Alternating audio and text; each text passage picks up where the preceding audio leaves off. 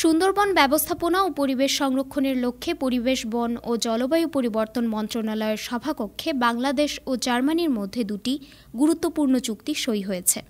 রবিবার বাংলাদেশ সচিবালয় মন্ত্রণালয়ের সচিব ড.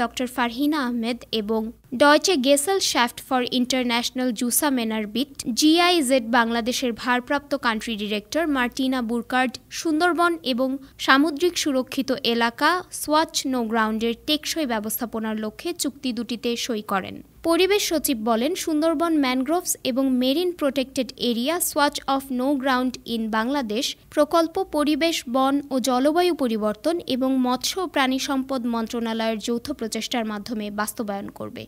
তিনি আরও বলেন, SONG প্রকল্পের লক্ষ্য হচ্ছে MPA সংলগ্ন উপকূলীয় সম্প্রদায়ের জেলে নারী ও যুবকদের অন্তর্ভুক্ত করে দায়িত্বশীল কর্তৃপক্ষ এবং স্টেক হোল্ডারদের মধ্যে সহযোগিতা ও সক্ষমতা বৃদ্ধির মাধ্যমে বাংলাদেশের সমুদ্র সংরক্ষণকে শক্তিশালী করা। মূল উদ্দেশ্যগুলোর মধ্যে রয়েছে পরিকল্পনা এবং নজরদারি ক্ষমতা বৃদ্ধি, বৈজ্ঞানিক পর্যবেক্ষণ, ডিজিটাল সরঞ্জামগুলোর মাধ্যমে জ্ঞানভিত্তিক সিদ্ধান্ত গ্রহণকে শক্তিশালী করা এবং উপকূলীয় জনসংখ্যার মধ্যে সামুদ্রিক সুরক্ষার জন্য সচেতনতা বৃদ্ধি করা এবং সামুদ্রিক সংরক্ষণে সক্রিয় অংশগ্রহণ।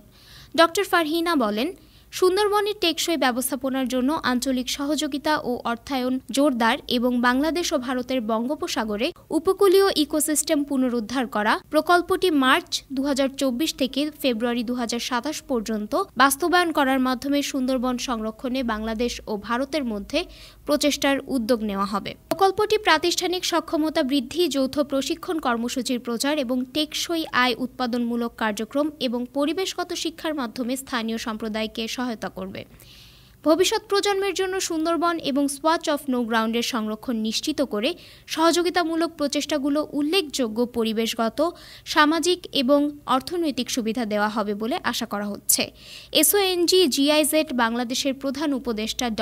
স্টেফান আলফ্রেড গ্রোইনোল্ড এবং প্রধান বন সংরক্ষক মোহাম্মদ আমির হোসেন চৌধুরী তাদের সংস্থার পক্ষে চুক্তিতে সই করেন।